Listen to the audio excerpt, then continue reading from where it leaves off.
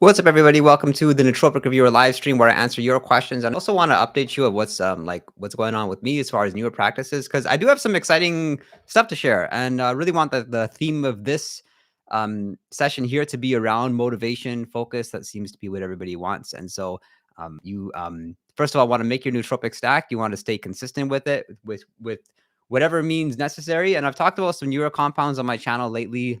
Kana, very popular. Alpha yohimbine, also known as Racetam. I'm really enjoying that product.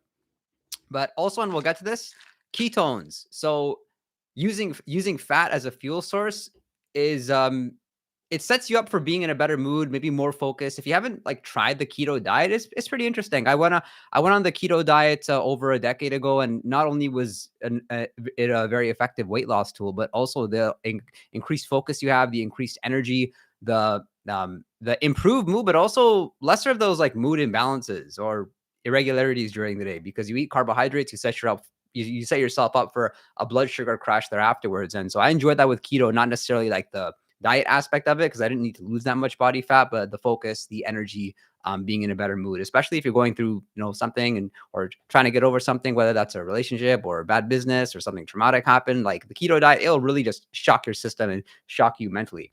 So I've been playing with base ketones. This is from Perfect Keto, and you take 2 capsules of this. Apparently, it's supposed to put you up in a ketogenic state to some extent. Some people actually use it prior to like workouts or performance, but I haven't played with it enough to really know whether or not it's doing anything for me. And what's up with everyone here? Let me know if you guys have questions, and I hope my audio is okay. What's your opinion on Subroxy? Subroxy, I'm gonna say it's probably overrated, and I like that we can discuss a lot of these new like nootropics now, because that time around, like I would say 2020 to 2021, we saw more nootropics come on the scenes like Polygala, Subroxy, Tonka Ali, Sistanch, and now we can talk intelligently about, were these just fads or were these nootropics which are gonna last? And I would say with Subroxy, first thing what it's going to be for is for focus, motivation, specifically ADHD. But I think like people have to acknowledge like ADHD, it's so tricky. Yes, there's research out there, but everybody's just so different, and some compounds are going to respond better than others, unfortunately. So for most people, they're going to see better results if using it for that focus ADD. You're going to see better results using high dose bacopaminary, alpha GPC, Racetam, and surprisingly, fish oil. Fish oil has some really solid research with respect to ADHD. And then as a nootropic like Subroxy is one of those things, you get like a 5%, 5 to 10% benefit from using it. I like that it's not stimulating. I think like anything which can improve your motivation, your focus, your productivity without being a stimulant is going to be a win, because then you don't have to worry about a crash there afterwards. And speaking of crash, I haven't used modafinil or phenylpastime in probably about 6 weeks now. And most of like I really enjoy those nootropic compounds. You get the increased energy, the motivation. The whole day is different, but the issue is that it just sets you up for, whether you like it or not, there is a withdrawal. You will experience the come downs there afterwards. And so just be mindful of that. And if you can be objective about it, then the best thing is just to track your sleep there afterwards. But what I didn't like about using modafinil and phenylpastime, because I use them together, was just more like you really look forward to those days that you're using them, and then you dread the following day because you've kind of lost that state. And for me, it was typically Mondays and Thursdays, and I'm like always looking forward to those Mondays and Thursdays when I can use my modafinil and phenylpastime. But say no. I want to be in a balanced mood and enjoy every day. And going back to Subroxy, if you're going to choose to use it, I think most people, they have far too low of a serving size to notice the compound working. So something like taking probably 200 to 300 milligrams twice a day would probably be better than just taking the 100 milligrams, even though most bottles will say 100 milligrams per serving size. And was that helpful, Mr. Demetrius? And guys, if anyone else has questions, you're welcome to drop them here. Memantine I've not used enough to really know, but I'd love to know your thoughts about it. And some other things, let me reach out for them. Some things I've been playing with: N-acetyl L-C-Max. People seem to love this stuff more than the regular C-Max. So C-Max, if you're unfamiliar with it, it should boost motivation, focus, verbal fluency, spike of mood, helps with BDNF, so neuroplasticity, becoming smarter, learning at a faster rate. But what what's so is most people just don't take C-Max. They can't stay consistent with it. It's expensive stuff. And so the N-acetyl form should be more potent to some extent. So I'm going to be using that right now. I've only been using it on days when I'm taking less stimulants, just as a way to increase my motivation as a result. And then this one, you guys won't believe this. This is oxytocin. I remember reading about like the power of oxytocin in the supplement. And back then when, it was kind of like discovered or more mainstream, like the benefit of oxytocin, they said it could never be in a supplement because it would need to be injected, unfortunately. But they found a way. They seem to have found a way, the oxytocin nasal spray. And so oxytocin is like the love, you can say, neurochemical. And so it feels like a hug. You imagine? Oh, man. You imagine taking a supplement that feels like a hug? So far, I used it. And what people don't talk about, you get this like this face flushing effect, like this blood is rushing to your head.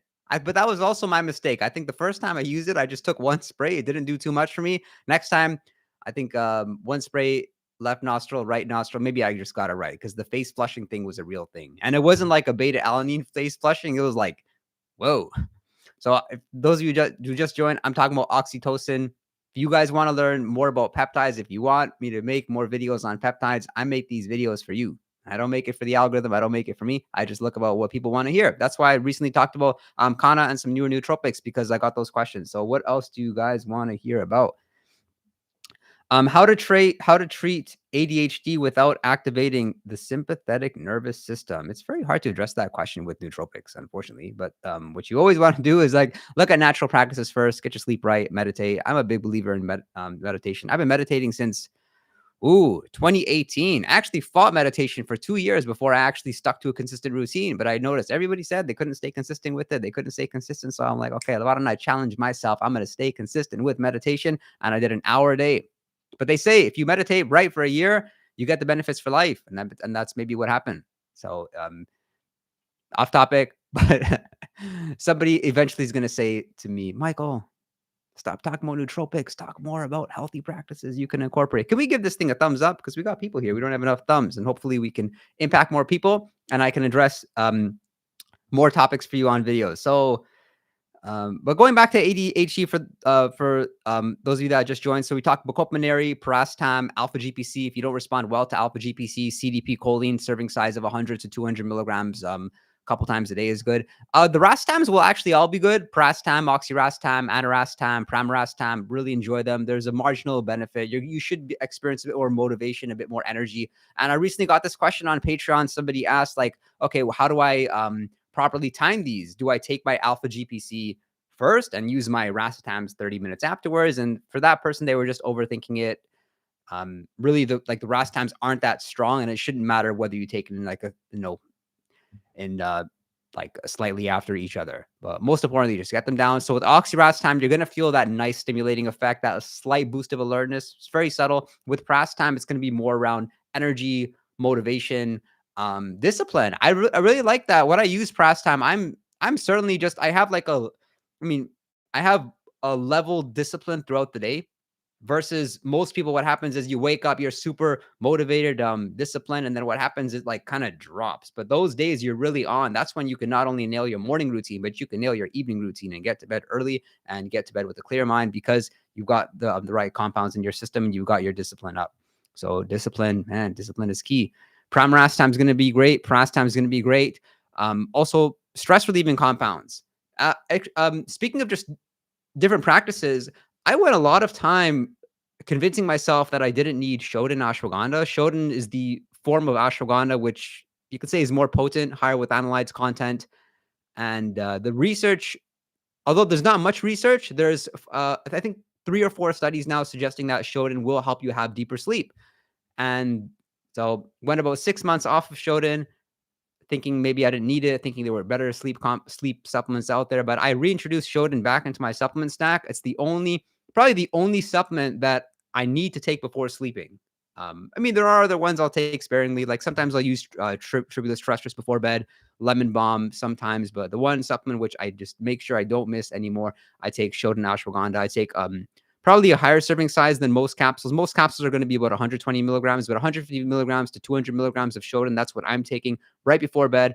I knock out to sleep. I have great sleep, high deep sleep, high REM sleep. I would highly recommend to check that out. Does anybody else like Shodan? I'd love to see it in the comment section below. Or is it overrated? But especially if you're somebody that just like is kind of concerned about ashwagandha. Like I'm still concerned about is when I use ashwagandha, I think to myself, like, am I less productive as usual? Is this stuff just tiring me out? Is it relaxing me and making me feel fatigued? I kind of have that in the back of my head. So I'm using less ashwagandha, but I'm still intentional about using my Shodan, if that makes sense. And the other sleep supplements, I mean, they help marginally. I rarely touch melatonin. Like now, I don't know what happened. Just I'm in my 30s. I think young 20s, maybe there's something to that with age. Like I used to respond really well to melatonin. I could take and I've tried different sources too. It would knock me out to sleep. I would wake up, 7 hours, maybe 6.5, feeling great. Now, every time I use melatonin, I just have a bad experience. I wake up in the middle of the night. I don't get the sleep I want. Love to know your thoughts about using melatonin as a nootropic supplement. I know now they have the like extended release forms as well as the normal forms. And it's been put out there that even like a very small serving size, less than 1 milligram is supposed to be enough. So have I ever tried galantamine? Seems interesting to me, but nobody talks about it. Nobody talks about it because nope, I haven't tried it. And what type of meditation do you recommend? Any like mindfulness meditation I think is good. Sam Harris, he has some good YouTube videos out there. It just depends on you, whatever you're going to stick with. I think the only meditation which is bad is the one you don't do.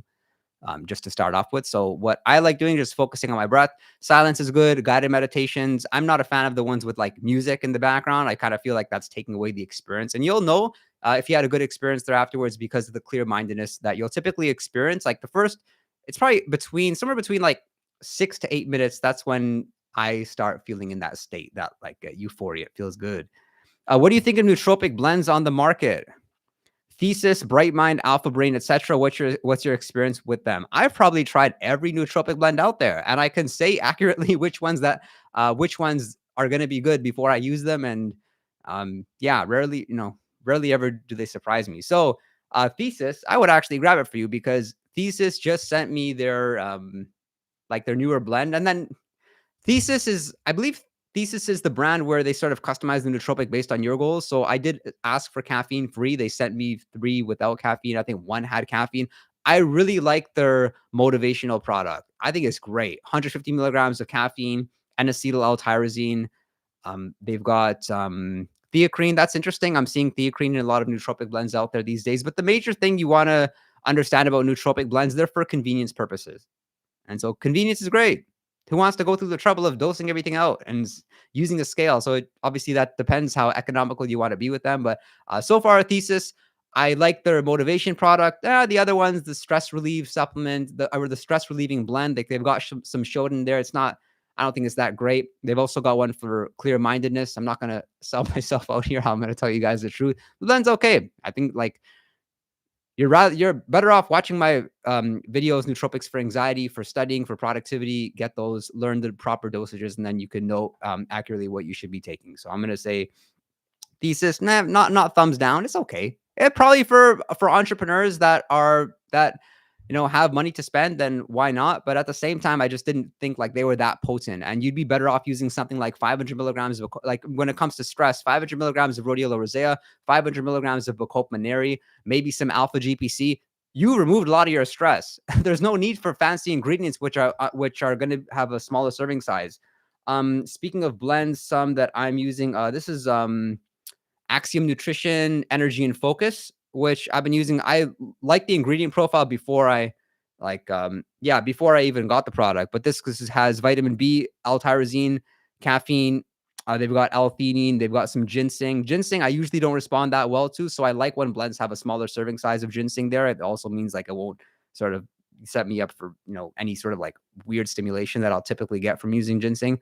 We've got alpha GPC, phosphatidylserine. I really enjoy that. And theacrine. Again, I don't know why theacrine's becoming more popular in nootropic blends. I don't really see what's better about it than caffeine. Like if you're going to take a stimulant, I want to feel the stimulant. Theacrine, I don't really feel it working.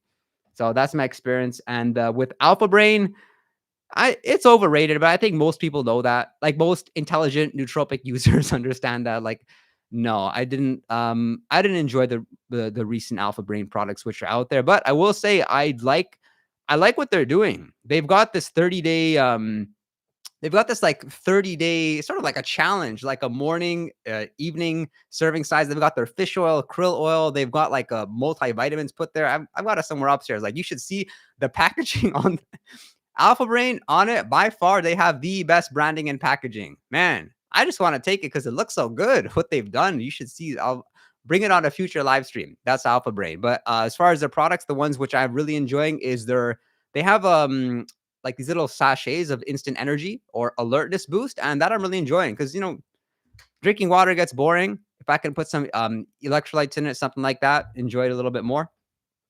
And yes, we're all human. I've never heard of Bright Mind. Actually, you're welcome to share more about their nootropic blend. But speaking of little sachets, so I've been using electrolytes a lot recently, and I'm enjoying it, especially if you intermittent fast. Like, there's nothing wrong with taking some nice electrolytes. They taste good, high potassium, high sodium. I don't know why a lot of companies get hate on them being like fake electrolytes or whatnot. Like, I think they work great. For me, if I'm in an intermittent fast, I know I need some salt in the morning. Otherwise, I'm gonna experience like blood sugar crashes, or I'll really have to watch how much activity that I make. Are you guys enjoying this live stream? Because hey, we haven't done this in a while. It's been August 2024. What is that? September, October. That's 15 months. So I'm wondering if you guys missed me as much as I missed you. And we got a lot of newer viewers here, which is great. Hey, I started creatine. It worked quite well for the first month. After that, I experienced low mood and motivation. I'm a 40-year-old man. Thank you. He put his question mark after thank you. It's like, okay, is that the question? Stick with it. I don't think your low mood and motivation is due to you consistently taking creatine. And if you think that's the case, then stop taking it. I use creatine every day, and I think it's great for mood, for energy levels. Also, if you're sleep deprived, there's like more and more research every year suggesting that creatine is actually going to have nootropic effects, which shouldn't surprise you because it boosts ATP, makes it such that you can more efficiently like use carbs, use calories for fuel. If you guys see that in the background, that's my Rojo red light therapy. I've been playing with that. Let me see if I can. Man, like this thing, it actually is a setting for pets. My dog had a sore leg. I used it. I used this on it. Look how big this thing is. So shout out. What? This is crazy. It's even bigger. That thing is heavy too. I won't put it too close to me. It'll fall over. But thankfully, we got a good stand. That's Rojo. One sec. Let me put it in a backdrop. Damn, this thing looks good. I've been using red light therapy. I've been using Apollo. They've got the vibrational technology. It can boost your alertness. They've also got their application, Apollo Neurohacker. Does it work? Hard to say. I think it has slightly increased my HRV. Let me find it for you guys. So this is, man, hopefully no one calls me. So this is like Apollo, and you can see like there's different settings. So you've got like, what is that? You've got like calm, social, energy. You put it on your wrist or you put it on your ankle. That's what they suggested. And it vibrates like it's, apparently making it less likely for you to get into fight or flight mode because the thing's just vibrating all the time. And so that's, I've actually been using that for the past few years. I've got my Oura Ring. I've got the red light therapy. I also got a red light therapy mask. So maybe it'll help with skin health. We'll see. And what's going on with you guys with biohacking devices? There's a lot of technology out there. Actually, I've been using something to stimulate my vagus nerve as well. It was supposed to increase HRV. It didn't do much for me. That one was Pulsetto, but I'm looking forward to trying another one. And what's up, guys?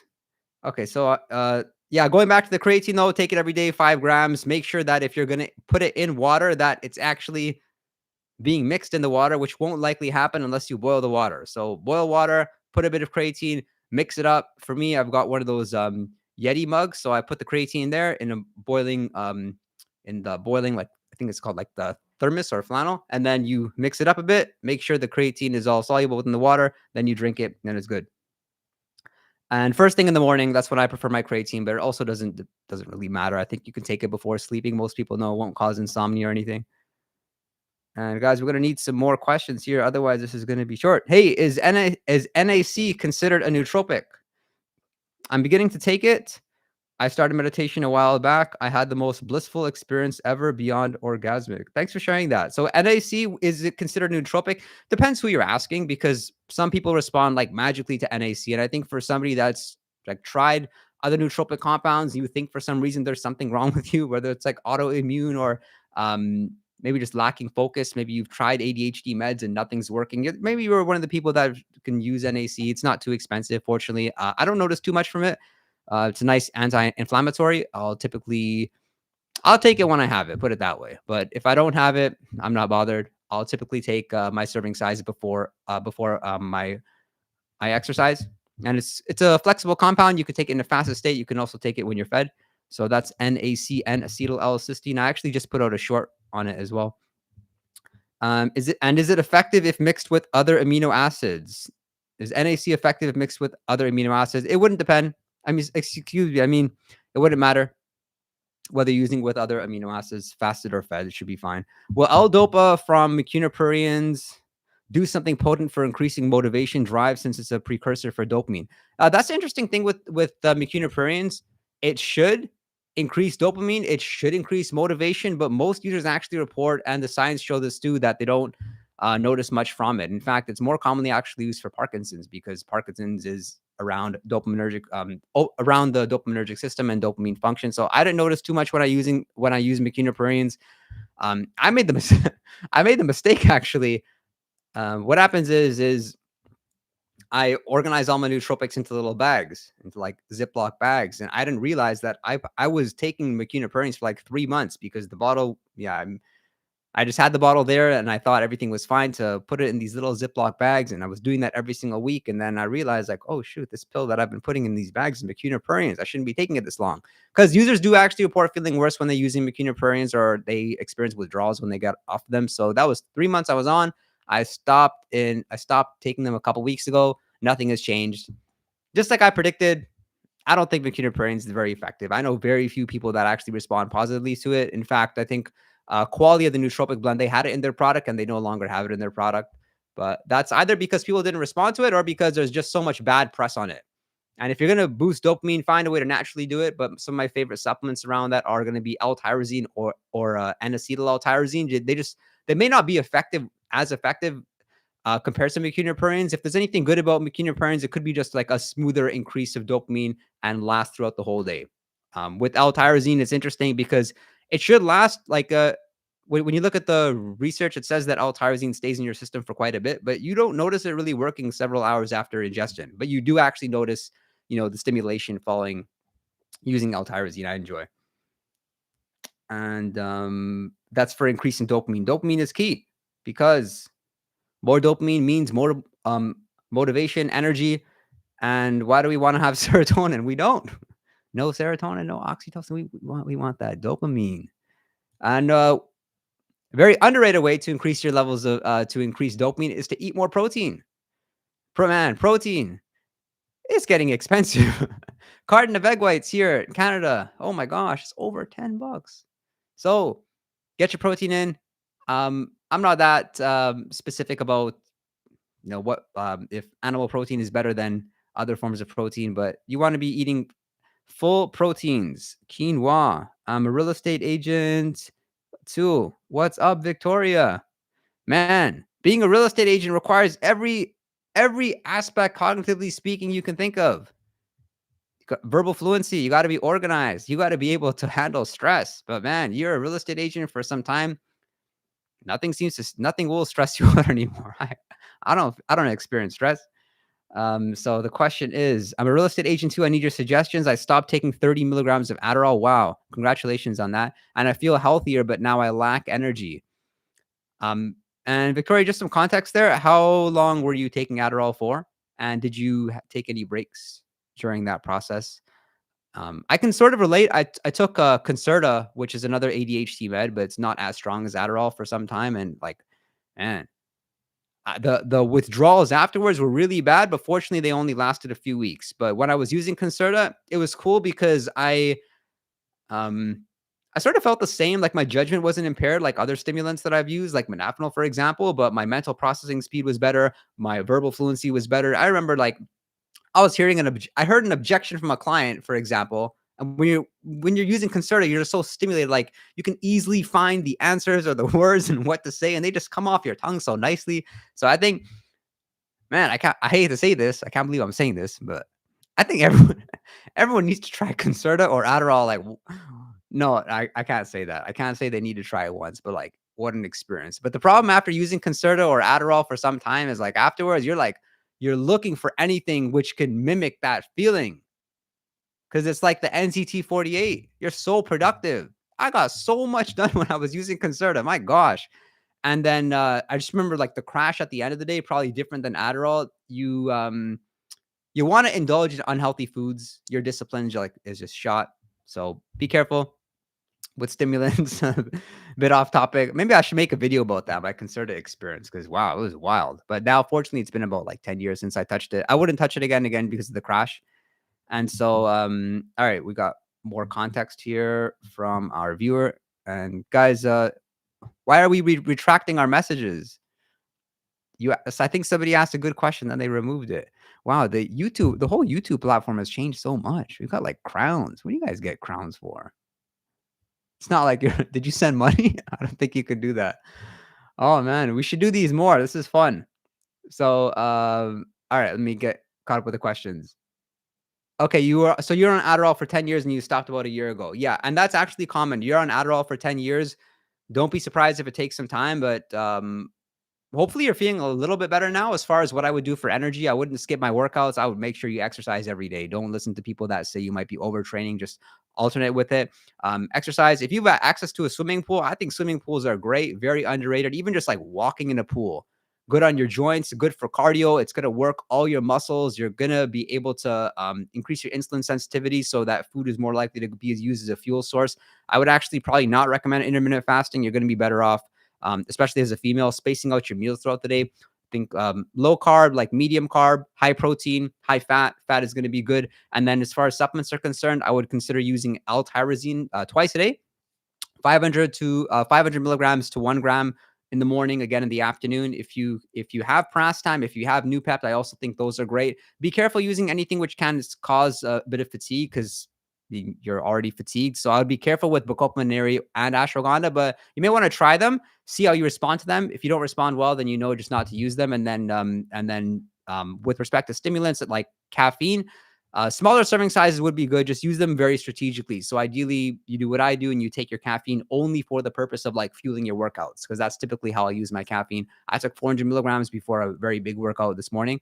And what happens? Naturally, more blood flow, more energy, more motivation. Get some sunlight. I think that's important. Just first thing you want to do in the morning is get outside, walk around. It's supposed to actually help with the amygdala in the brain, which is the part that is actually going to be responsible for you having fear.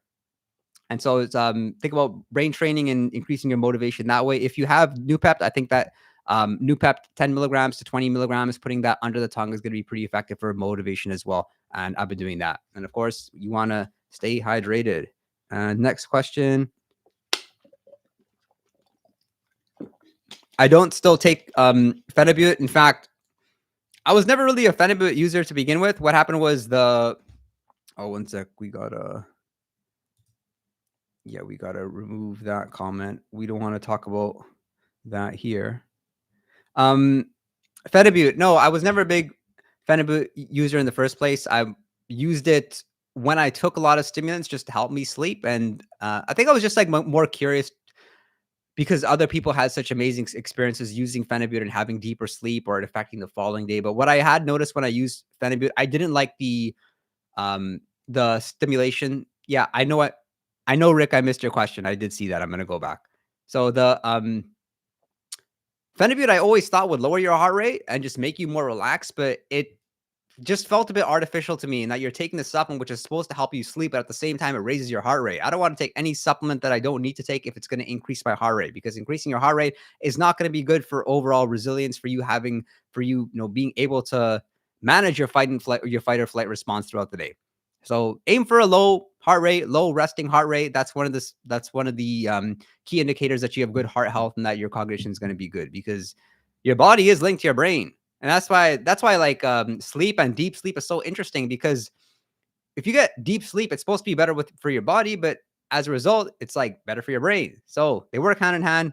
Don't get fatigued and don't use supplements which are going to raise your heart rate too much unless you absolutely need to. But that's what I disliked about Phenibut. And I made that mistake once of actually combining Phenibut with something else, maybe modafinil, thinking that Phenibut would help like calm down the modafinil effects. And it was a really bad experience. So rarely take it. Still have it around.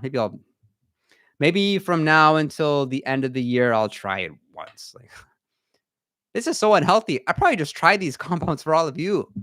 If it weren't for you, I probably wouldn't touch Phenibut or half the nootropics I've touched. And I've tried so many other things which I just haven't talked about because it wouldn't make a very interesting video. I use this nootropic. This is what happened. Nothing happened. Next, too short of a video. So, all right, what's the question that I missed? Curcumin. I like it. I like it a lot for mood. I think you shouldn't have too high expectations with it. It's not a supplement which may necessarily make you like think smarter or solve complex problems or learn in a faster fashion. More just around, experiencing a better mood throughout the day. It's like a slightly higher baseline mood. Maybe if you're going through something, it could be good just to help you get over it. Is modafinil long lasting like caffeine? Wait, is modafinil like long-lasting caffeine or something even better than that? No, it's better than that, but it's not better than that at the same time. I think modafinil, what I've learned, it gets better the more you take it because um, at the beginning when I started using modafinil, it was very like the effects were very inconsistent, but I started to like recognize patterns within myself, what modafinil was making me do. I think especially like if you're somebody who just has like high level of self-awareness, like you're ideally me, like I live alone. I've got a dog. Like I have time to think about things. I have time to once the day finishes, I'm not bombarded with other people or other things that are affecting my emotions or thought processes or what I'm saying. I can like think, okay, what happened today? Was I productive? Was I not? Where did I screw up? And so the more experiences you have, when you're taking modafinil, the more you sort of get to know how like what it's good for and what it's not, and then also some of the things that it prevents you from doing well. Like one issue with modafinil is like you're just stimulated all the time. And it's hard to talk to somebody when you're stimulated. You don't have the patience for them. You want to like multitask. You want to walk around. You want to pace around. You can't empathize with them, ask the right questions, really build like a deep level of rapport. And no one's going to say anything and you might not know. And for me, like for the longest time, I was convincing myself I was the same person when I was using modafinil. But then no, it's just that you have higher levels of energy. And when you have more energy, sometimes you can connect with people better because, you've got energy. You can talk to them properly. But if I compare that to a day when I haven't used modafinil and I have higher energy levels, I'm just way more functional, way more productive. I can connect with people better. And so that's kind of the goal. And that's why maybe with modafinil, it could just be good for those days when you're like not feeling like your best self. But then you have to be aware that it will likely mess up your sleep and make the following day worse because it's going to improve your baseline mood. So for me, for a bit, I really enjoyed modafinil. Like a good example is when you're traveling and you're getting on a flight. I mean, there's so much it's just hectic, stress and timelines, and you think you're late, and then you got to walk around with this heavy suitcase. Like those kind of things, maybe modafinil could be good for just just to get those challenging days out of the way. But with respect to being a nootropic compound, it's there are some applications I might still use modafinil. Like for example, speaking. I do speaking for work. I like for not only personal development but helping salespeople find leads. And I notice like on stage, because as long as I know my content, I have a good idea about the audience. Like I'm really good when I use modafinil. My recall is good. I don't seem to care whether or not I have a good response from the audience because that sometimes happens. Like you're speaking on stage and you see people who aren't like smiling at you, and it throws you off, and you start questioning, is this content even helpful? Well, with modafinil, I'm just like so in state. So that's something that's like one of the rare applications I might use modafinil. I'd have to know more about your guys' thoughts about that. And if I just learned like a lot of people don't stick with modafinil, and that says something. Like when a nootropic is good, when a lot of people they're using it now, also using it 5 years down the road, 10 years down the road. If there's any advantage I have, I've been using nootropics so long now. It's 2025. I've been starting using nootropics like when I was a student, probably 2012, 2013, using Racetam for the first time in little Ziploc bags with I don't remember if it was centrophenoxine or some form, maybe choline bitartrate. And yeah, memory was better. I was like kind of opened my eyes, like, whoa. Who knew supplements could do this? I still think that nootropics are very underrated, and they should be discovered by more people, but at the same time, just don't expect miracles. It's more like for people that have already optimized their their health, their fitness, and are looking for that 10% plus boost. But yeah, peptides, oxytocin. Oh man, I will not be able to take this oxytocin thing without laughing. Like it's the new, like I used to say, rodeo rosea is the nap and the pill. Now we found like, oh man, the hug in a pill. Can you imagine taking a supplement and feeling like a hug? That's so funny. What do okay, what's the next question we got? I had 500 milligrams yesterday and had the deepest sleep of my life. What are we talking about here? Phenibut?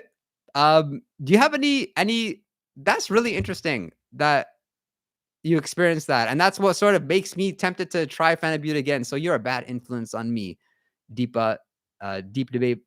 And do you have any objective measures of that? I'd be curious. You got an aura ring? Because I really like the fact that my aura can track my sleep, but I've also got an ultra human ring. I like that one too. I think ultra human might be more accurate. But like that's my sleep yesterday. I got 2 hours of deep sleep, which is good for me. I took Shodan Ashwagandha. I took magnesium L-threonate, and I took, what else did I take? Maybe I took some Tribulus terrestris. But one thing key for deeper sleep is just, as much as I hate to admit it, like having your carbs before bed. Like especially if you're gonna eat pasta, if you're gonna eat a high carb meal, you have it before bed. What's gonna happen is higher levels of serotonin. You should be able to fall asleep. And ideally, what you do is you don't eat the meal too close to bedtime because that will actually disrupt your deep sleep. But REM sleep, you want to think about it more when it comes to cognitive flexibility, emotional intelligence. Higher REM sleep is going to give you that. Deep sleep is going to give you more just, I think, physical energy. Also will help you mentally as well. Like I mentioned, brain and body are both connected. All right. Did I miss any questions? Do you find that Bromantane increases anxiety? I have ADHD, but stimulants make my anxiety go crazy. I don't find that Bromantane increases anxiety. And have you actually tried it? Because if anything with Bromantane, I use it and I don't notice too much from it. But I've talked about that in the videos that I do prefer it over 9-MeBC. 9-MeBC makes me feel a bit funny. But the way that I'll use my Bromantane is, let's say there's a day when I'm not using Wellbutrin, because I'll still use Wellbutrin five times a week. I'll take Bromantane in the morning. For example, today took a small serving size and the nasal spray. No, sorry, it wasn't the nasal spray. It was the dropper you put under your tongue. Yeah, people enjoy Bromantane. They get increased motivation. I wish I could say I was one of those people. I didn't find it that effective. If anything, I find like Noopep using it throughout the day, that has seemed to really help with boosting levels of motivation. And making sure your testosterone levels are optimized. Like get good sleep, eat healthy fats, Brazil nuts, whatever you have to do for selenium saturated fats, whether that's meats or other sources. Get enough fat in your diet. When it comes to stress, people say like, stress will hurt your testosterone. I think that's kind of overrated, but more so when it comes to like stressful factors like pollution, not getting enough sleep. That is a stressor on the body that will compromise levels of testosterone, and you need testosterone, male or female. It will make you more motivated as a result. You'll have deeper sleep. You'll feel better. And if stimulants just make your anxiety go crazy, avoid them. There's nothing wrong with that. Or use them strategically, like I said. But Dave Asprey takes modafinil every day and has for years. Does he still do that? I didn't know that. But he's definitely one of the people, maybe regrettably, that made modafinil popular. And I've seen that content too about him taking it and mentioning that it helps with productivity. But he also didn't talk about like, those days when he's not taking modafinil and what he's like. And I don't think everyone aspires to be like Dave Asprey, but maybe they do. Victoria, if you didn't get my hint, you can't ask questions like that. So 2 strikes, even though you're a real estate agent, 3 strikes, you're out. How many strikes you have? 2 strikes. That's fun. That's why for all of you that are watching this playback, you got to be here live. Hopefully this is on your subscriptions. The Nootropic Reviewer is live the first time in 15 months. This is crazy. I feel like John Cena just came back to the WWE. And like, not that I'm John Cena, but like he's back. Oura Ring versus Whoop. Which is better? I actually got this question too regarding Apple Watch, but I think it just depends on you and the person and like what's comfortable for you. I would not be comfortable wearing Whoop. I've never tried Whoop though. I did reach out to them to see if they were willing to collaborate. They weren't. Aura Ring. I've got my Aura Ring. I don't think it tracks sleep as accurately as I would like, but it does the job. And same thing with HRV, because when I use this compared to other sleep rings that I have Ringcon and I have the Ultra Human, and I like that. Um, I like the platform of Oura Ring the best. I just think it's very simple, very easy to read, doesn't take a lot of time, no technical mistakes there. But they all seem to move in the right direction, but I do think that Ultra Human might be more accurate when it comes to actually measuring sleep, regardless of which finger you use it on or the temperature or how old your ring is. It doesn't matter that much because I've got several of these anyway. Uh, uh, but as far as the accuracy to answer your question, I'm maybe whoop. I hear the analytics, the stats are better with it. Do you like Wellbutrin? I had asked about that. You might have missed my question. Yeah, I think you removed that question, but I like Wellbutrin for me, and I think actually most people do like Wellbutrin. But I started on a Wellbutrin because most antidepressants weren't, or the antidepressants that I had tried weren't doing anything for me, and then I found something which actually wouldn't cause weight gain. That was the issue with the antidepressants that I had tried. They were like weight gain was the number one side effect, whereas I saw Wellbutrin like, wow, the side effect of this is weight loss. That's different. I can still eat, 2,500 or so calories without anxiety that I'll put on weight or bloat. And I liked, and then surprisingly, Wellbutrin boosted my energy, boosted my motivation. So now I would say I started Wellbutrin 2015 or so, and then I've taken some time on and off of it. And I just got back on it a few months ago, and I'm just taking it 5 days a week. So that's nice for a change. And I noticed I'm more stimulated, not really affecting my mood too much. And also when I take weekends off, today I didn't take my Wellbutrin, I feel just fine. So I'm enjoying that. And I'm also using 150 milligrams. I was taking 300 milligrams before, and maybe the mood benefits were a bit more significant, but 150 milligrams seems good, and no side effects. And we've got snow over here. I wonder if it's still snowing. But ADHD, probably not. If anything, I think Wellbutrin may have made my ADHD worse. I don't know if I was like a misdiagnosis, but yeah, I use Concerta, Ritalin, Vyvanse. Vyvanse was pretty strong, not as strong as Concerta, but I didn't like that Vyvanse. It really seemed like dehydrate me. Like I remember using Vyvanse, and I woke up the next day and like my abs look ripped, which is nice. Alcohol can give you that effect too, like a natural diuretic, but yeah, what happened, it didn't feel healthy when I was using Vyvanse. It didn't feel smooth, and Concerta was great. But Ritalin, in case anyone cares, that one's like a nice sort of milder approach to ADHD meds. You get like a slight mood boost, a bit more focus, but doesn't last as long. How does Wellbutrin differ from Adderall or Ritalin? Well, they're different. Like Wellbutrin is not like a stimulant like that. It's supposed to work more with mood. It's not an SSRI, but you might want to look that up because it's in a completely different class of nootropics. Yes, it has stimulating effects, but not like Adderall or Ritalin. Like, you use something like Adderall, like you just want to like be fidgeting all the time. Your brain is going at 100 miles per hour. And California Dreamin' says I'm cute. I don't know who they're talking to. Probably not me. Do you got any other questions here? Because if we don't, then we are going to get off of this live stream. But that's what's new with me. I'll update you guys with the ketones, which I've been using sparingly, and Oxytocin and acetyl C-Max. I'm not expecting too much from using this, but C-Max is definitely becoming more popular as peptides are, because they not only do increase focus, but they can also increase learning speed. And that's pretty hard to find from a nootropic, like a nootropic, which not only improves focus and productivity, but also helps with learning. And I think like we should aspire for finding a nootropic stack like that, which is going to not only help us short term, but also long term. Like L-tyrosine, for example, you take it, you feel good for a few hours, but afterwards you don't really feel that great. Some people experience an energy crash. It's not like it makes you think more intelligently. It's just that it helps you get focused to get stuff done. And if you don't have good experiences with L-tyrosine or notice it working, I feel bad for you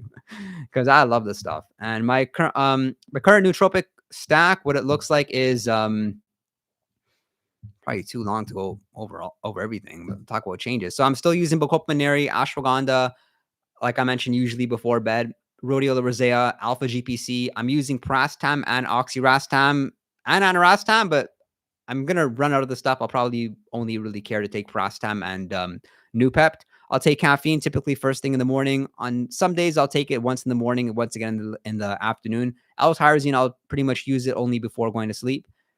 Sorry, I mean, before my workouts. I've been using alpha yohimbine, which I talked about in a recent video before my heavy lifting sessions, but not before my cardio days, because I feel like, yeah, stimulants, you got to be careful, especially when you're using yohimbine or any variation of yohimbine or alpha yohimbine. Like the heart rate elevation is very uncomfortable. So be careful when it comes to that. And I don't use modafinil or haven't used modafinil in the past couple months.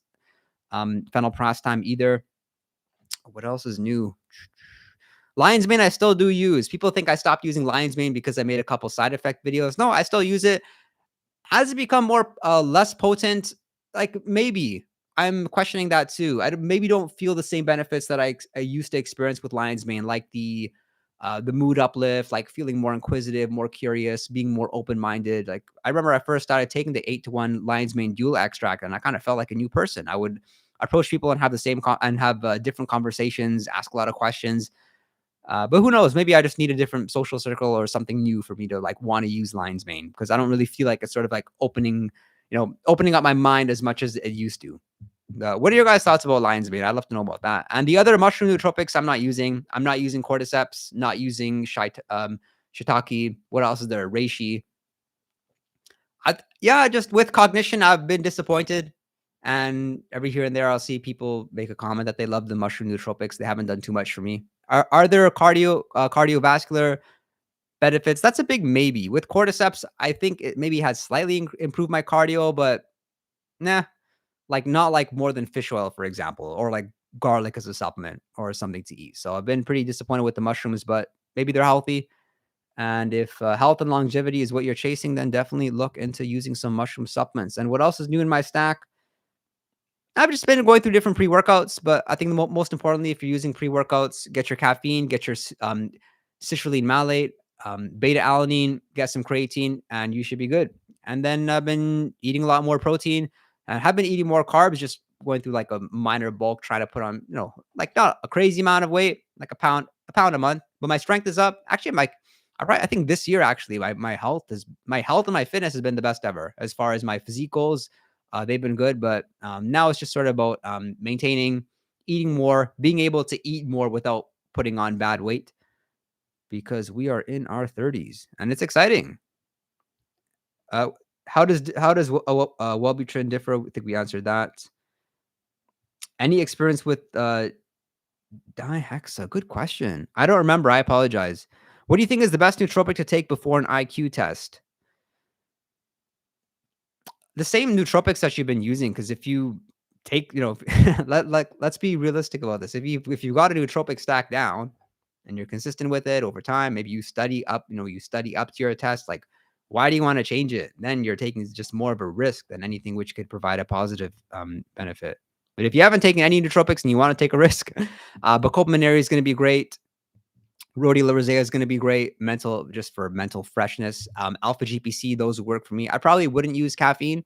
Or I don't know, this might sound crazy, but there's some crazy people on this channel too. But something for exams, which you might want to consider doing. So for me, I had a strategy when I was in school. I went to a pretty challenging school, in my opinion, where I would like just long exams, like 3-4 hours. So what I would do is I would finish all the easy questions, and don't take my advice. I'm not like a straight A scholar student, but I did pass. So what I did was long exam, I would get through the exam and all the hard questions. No, sorry, like all the questions I knew how to answer first. And then I would have like an hour at the end to go through the hard questions. And like that's the time when I had some nootropics I would ingest, because I'm like, what the heck? I can't figure out the answer to these questions anyway. Why not try something? And so that's what I did. And I don't think it's a bad idea. Like, I mean, if you don't know the answer to a question, then you've got nothing to lose. So keep those nootropics in your back pocket. Oh man, you guys make me laugh. I mean, you guys just get the side of me that makes myself laugh. What nootropics can I take if I had a brain? Matt, I hope that answered your question. Good question though. Watch more of the videos about nootropics for studying. You'll enjoy them. What nootropics can I take if I had a brain injury? I love this question. That's actually what made Racetam and the Racetams popular in the first place. Really important. Get your fats in. saturated fats, monounsaturated fats, polysaturated fats. Ginkgo biloba has some light research showing that it can be beneficial. Brain injury is a tricky one, but I would be careful about a lot of promising nootropics that say they can help with the brain injury, because most of them won't. But look at more to the nootropics which seem to have like solid research done on elder people. There seems to be that link of like individuals which are senior and supplements which have helped them with cognition, early onset Alzheimer's, dementia. The same things work for in a lot of cases for people who've experienced like a brain injury. And I hope you're okay. Best nootropic for communication fluency. Racetam is going to be great. Alpha GPC is going to be great. Lion's Mane is going to be great. Ashwagandha is a big maybe. It also depends like what you're going through. Is it verbal fluency, like being able to articulate yourself clearly? Is it communicating with somebody one-on-one? Maybe you're just like shy to approach them in the first place. So I do have a video on that too, like social anxiety. You might find that helpful. Selank is in the compound, another peptide. This isn't Selank, it's just a bottle. There's my thumbnail.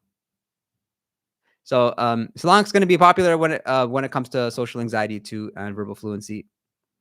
New Pep works well for me for that purpose. Okay, cool. Don't know what you're talking about though. Best. What do you think of?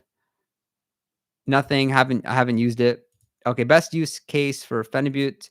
If you've taken too many stimulants, you're not getting good sleep. Maybe you've had consecutive days of poor sleep, then you may want to use some Phenibut. I like the FAA form, 500 milligrams to 1 gram, but like I mentioned earlier, I don't use it. And one nootropic that I've been coming back, like kind of back and forth with. Actually, there's a couple.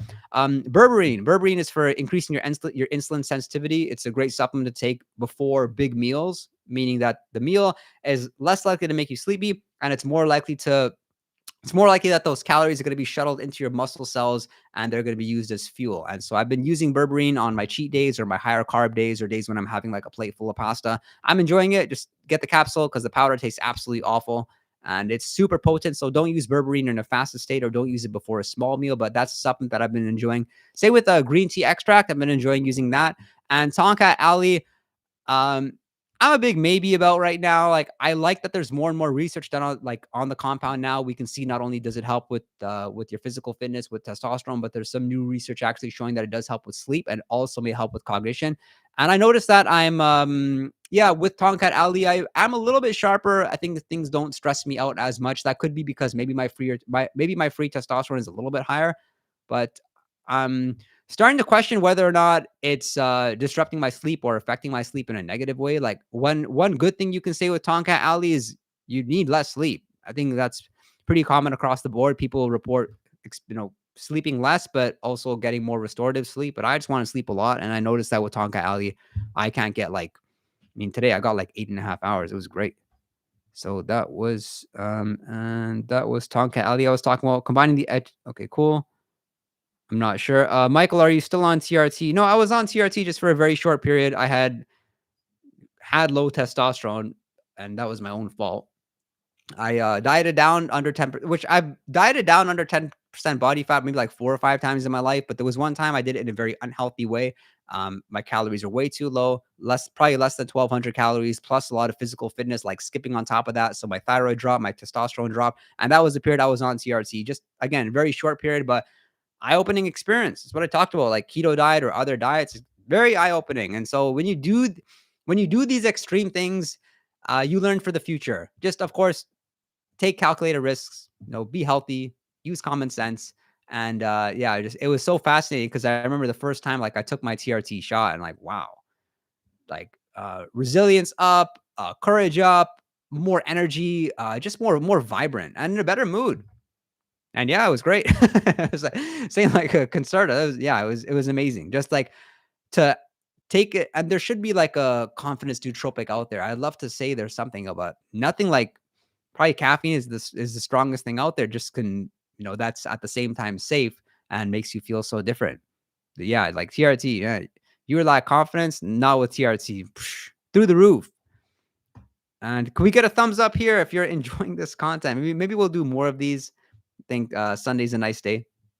So following TRT though, you might just want to be aware you could be setting yourself up for lower testosterone afterwards. Because I saw my blood work when I was on TRT, and it was you would expect it just to go high and maybe stay there. No, it was awful. It was like high, low, high, low. Like it was like shoots up, then it drops, and then you have your, another shot maybe 2 weeks later.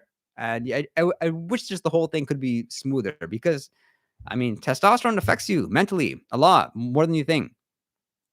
But the best nootropics out there for increasing your testosterone, since we're on that topic, Tonka Ali by far. I like Tribulus terrestris, but the research doesn't support it that much. Again, it's like that's totally anecdotal. Some people like it as well. I'm also using D-aspartic acid just because I have it. I don't think it's that effective. I don't think maca is that effective. In fact, most nootropics out there for increasing your testosterone aren't going to be anywhere close to Tonka Ali. Like Tonka Ali, get it from Nootropics Depot. Don't make the mistake of going through like other sources. It will boost your testosterone. Just be careful about some of the side effects, like I talked about, like messing with your sleep, feeling too aggressive, side effects. Because if you take it in a fasted state, you should likely feel awful when you use it. Thank you for the videos. You have changed my life. Okay. That's not what he actually said, but I reworded it. Nootropics to help with discipline. I think we talked about that, but maybe not that much clarity. Racetam is going to be great. I think that's by far the best nootropic when it comes to discipline, especially repetitive tasks. Racetam is going to be good. Noopep is going to be good. Alpha GPC is going to be good. All right. Somebody says, I want to add. Okay. I don't know if that's a question. Best compounds for depression / PTSD. Oh, shoot. Like outside of Wellbutrin and some of the things I've talked about, Bacopenary is going to be okay. I think Ashwagandha is going to be great, especially the Shodan form that I talked about earlier. Saffron, there's some emerging research. Actually, there's this. Yeah, I think saffron is like a really interesting compound, and I don't think there's anything wrong with using it every day. I don't use it every day, but some of the research suggesting like just how effective it is with depression and how they've been using it in these clinical trials is really interesting. If you have some saffron, use it. Can be pricey, but yeah, I haven't had the need to like stick with it for a 30-day cycle, but hopefully one of you can and let me know how it goes. I think that's a great nootropic. Yeah, underrated. And what else? Exercise, obviously. Lion's mane could be good, but some people makes them feel worse. So fortunately, like you'll know within a week of using lion's mane whether or not you respond positively or negatively to it. Okay, cool. I think we talked about the social skills, so we're going to skip that question. How many days a week did you feel the effects of Tonka Ali on testosterone? I took it for a week and it did nothing for me. Interesting. I don't know if you took the Nootropics Depot form, but I used other forms of Tonka Ali. I didn't notice anything. I used the Nootropics Depot form, whether it was the 2% urocomanons or the 10%. I definitely felt it within a few days. Actually, it helped me bust up like a weightlifting plateau that I was on. Also, my like joints felt stronger, more, just kind of like more physical, more aggression, better sleep quality. So that's what I noticed. And a lot of people do notice the effects within a week. Yeah, it's strong, mind you. If you suspect that you have like lower levels of testosterone, it's going to be far more likely that you'll notice some of these compounds working, because that's the number one thing with testosterone, with natural testosterone boosting products. They're going to be that strong. You probably won't notice them working. Anything for hair loss? Ooh, no, fortunately I haven't like had the need to, but finasteride is an interesting one because surprisingly, a lot of people have been using it thinking that they need it, but I've seen a lot of cases where people were using finasteride for years. They stopped using it or they use it less, and surprisingly, their hair is still good. And maybe they're going to start feeling more like their natural self, because there's a lot of discussion around finasteride potentially like making men feel less manly or less competitive, which you don't want. Yeah, Rick, the answer to that. So if you got like Wellbutrin or saffron, like definitely try the saffron route. You don't want to take anything that's strong that you don't need to take. If you already have the saffron, then why not?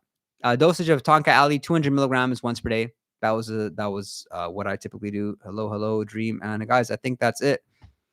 Hopefully we don't like lose this. Sometimes that happens like on live. You just run out of battery, the whole stream is gone. And if you all enjoy this, then let me know if I should do more of these. Maybe I'll put timestamps, maybe I won't. We'll see. And I've got more videos. Make sure you guys join me for upcoming video this Tuesday at noon. That's Eastern time. So that's going to be 9 a.m. maybe early if you're in California, or you're on Pacific time. That will be 5 p.m. UK time. And as always, I appreciate your support more than you know. Keep the encouragement going. I make these videos for you. I hope it's helpful. Talk to you guys soon.